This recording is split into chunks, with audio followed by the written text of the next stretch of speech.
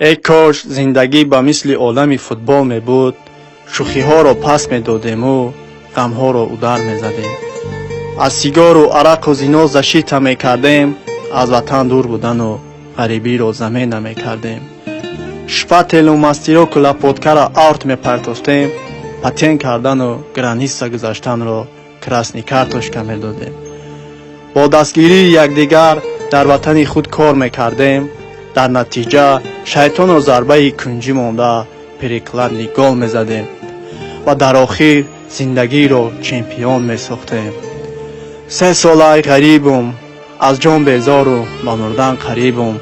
غریبی مرا جدا کرد از خویش و نزدیکم.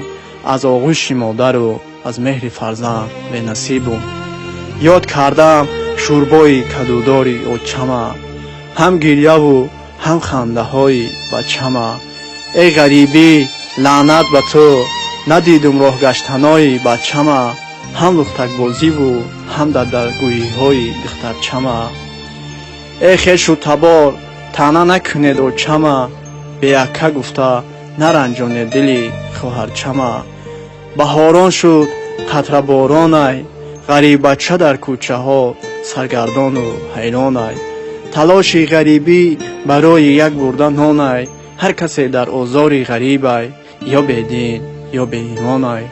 غریبان رو خداوند همیشه نگهبانای، دعای مادر هم دارو و هم درمانای.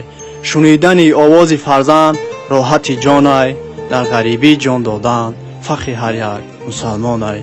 زندگی زندگی مرا آوردی غریبی، غریبی غریبی گم کردم جوانی. جوانی جوانی وای از دست عشق ارمانی. قامتم خم کردی زندگی، ایار جانیم جدا کردی غریبی. غریبی نداره راحتی جان، گرچنده باشی تیر و طوفان. یک روزی غریبی مثل یک سالای، در دل ما همیشه یک سوالای. چرا در وطن یار و دوستان بسیارای، اما در غریبی حتی دوستی جانی ای تو گریزانای. غریبی مثل یک غارای، برای فرود بردن ما همیشه تیارای. سخنای من در وصف غریبی بسیارای، اما برای ایجادش وقتی زیاد در کارای. کسی در سخنم طرفدارای، یا برادر یا خواهر جانای. ای غریبی مرا رنجور کردی، دور ای مادر و بی وطن کردی. ای دوست از کوچه غریبان گذر کردی، چرا به حال من افتاده نظر نکردی. گرچنده که نظری تو به ما نرسید، اما آن طعنه تو به جان رسید. خواستی مرا در غریبی رنجور سازی، اما تیرت به نشان نرسید. کسی به غریب ضرر رسانید، هیچ وقت به مقصد نرسید. در غریبی شدم شاعر، چون که دانستم قدر هر یک مسافر. سخن کردن رو آموختم از شاعران معاصر. غریبی عیبی ما نه، بلکه بود عیب تقدیر. اکنون می جنبانم تقدیر، هم پیر و هم تدبیر. کسی گپی مرا گیره، نرنجانه دل شخصی غریبه.